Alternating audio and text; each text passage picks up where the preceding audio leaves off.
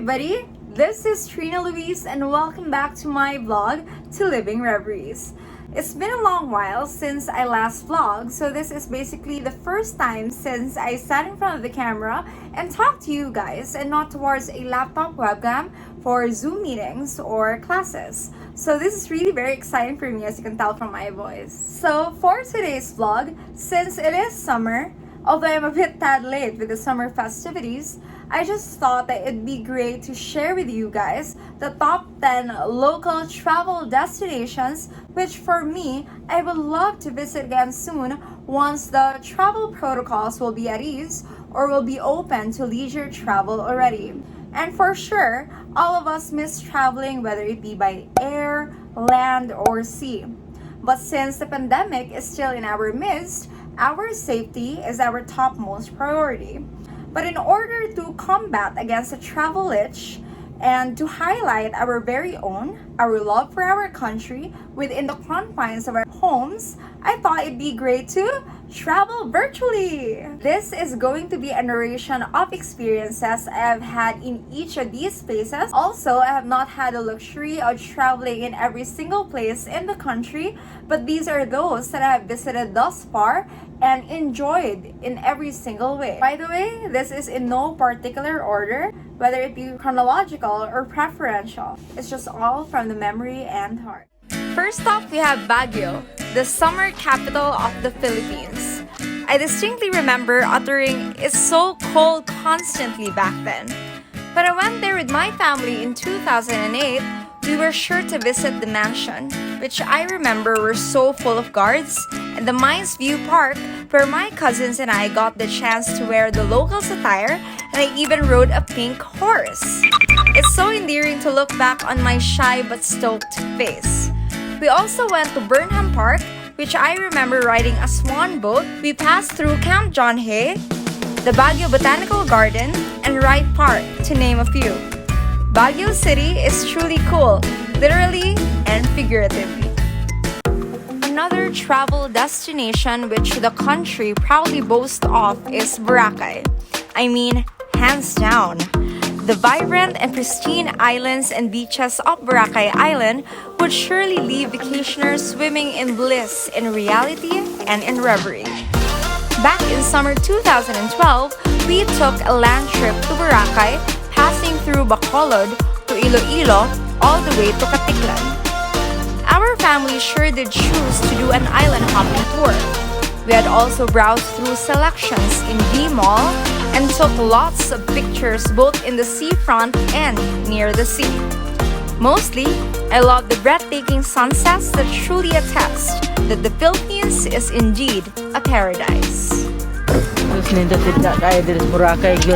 One local tourist spot highlight is Puerto Princesa, Palawan, which is a towering tourist favorite, and that is not only because of its towering limestone formations, but Puerto Princesa is no wonder a marvel of nature.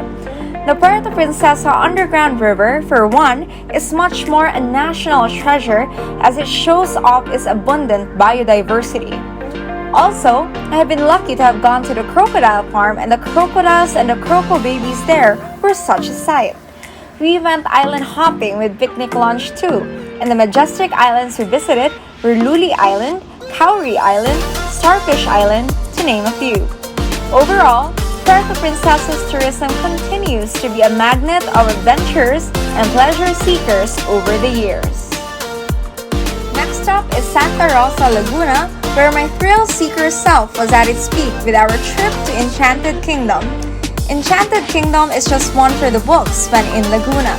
After all, it is where the magic lives forever.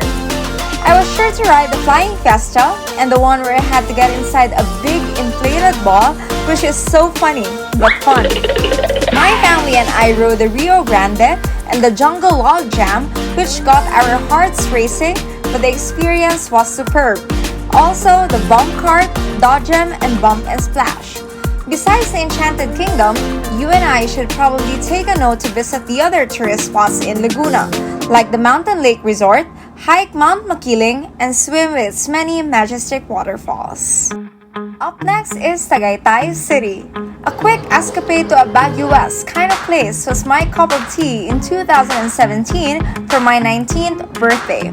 I was so ecstatic to visit the Puzzle Mansion where I was mesmerized by the frames bearing artworks, whether cut out or painted. So this is the second biggest puzzle ever, which was finished by a Filipina named Miss Georgina Hirokuna. These are all portraits in one frame. What more? The bulalo dish, which Sagai City is also known for, which left my tummy wanting more. We're going to indulge now of what is Tagaytay's famous specialty, and that is the so let's go! I pride to have spent half a day at the Sky Ranch with a view of the Albay volcano in all its glory.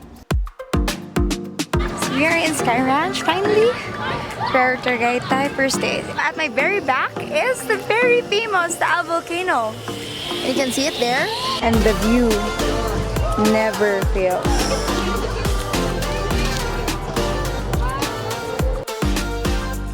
We three are going to ride a gondola. That's how they call the cable car. We're inside the gondola already. And believe it or not, guys, it's air conditioned. And I can feel the air at the bottom. So this is where it goes. Now the view of the lake and volcano in a bit while.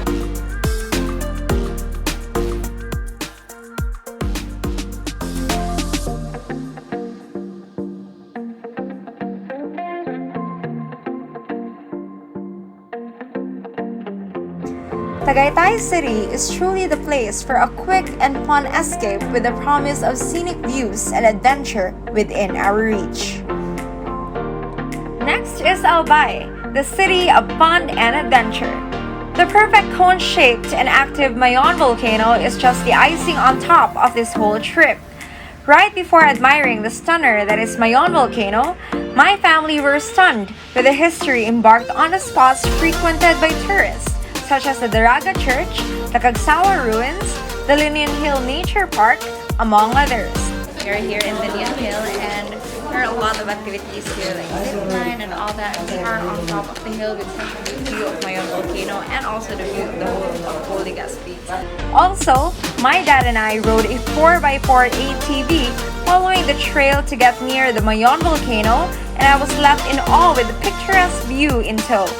You can check out my Albay vlog, which I will link in the description box below.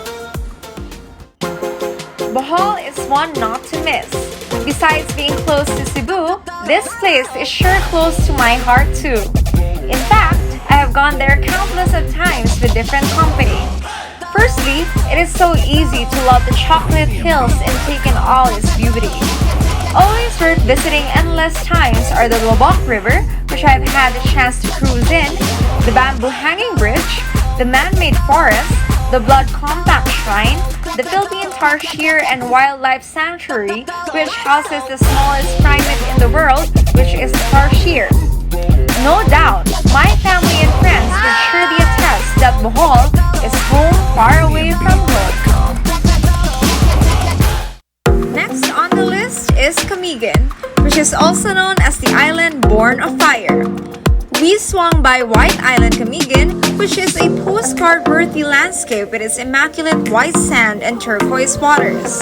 Not to mention, it has a stunning view of Mount Hibok-Hibok. We also went by the exquisite Santo Niño Cold Spring, the old church ruins in Catarman, and had photos with a huge trunk in view.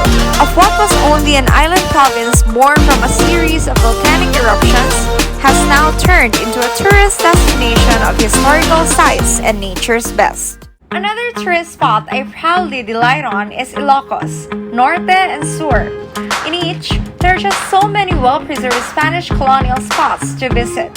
In fact, we woke up early to have Calia Crisologo all to ourselves, and later rode a calesa touring around the whole place. We have gone to Baluarte Resort and Mini Zoo, the Bantay Church Bell Tower, the Malacanang of the North, Paway Church, and the Paway Sand Dunes, which my cousin and I rode a 4x4 along the dunes that caused us great excitement and panic at the same time. If you want to see more of this particular trip, you may check out the link to our Galapagos vlog in the description box below. Last but not the least, how could I not include Cebu, the Queen City of the South with all its glory.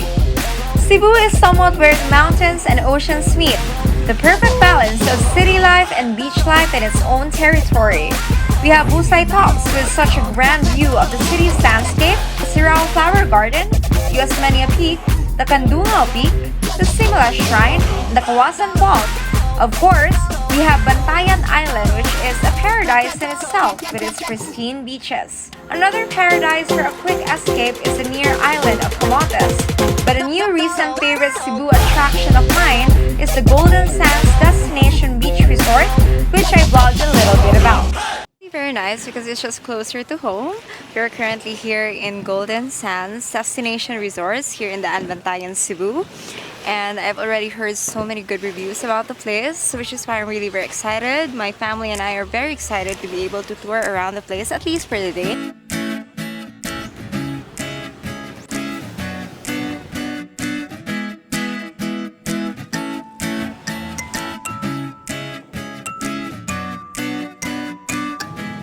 That wraps up the top 10 local travel destinations that I would love to visit again soon. But if you are asking me for the places that I haven't been to but would love to visit in a heartbeat, these are the 5 destinations on top of my mind.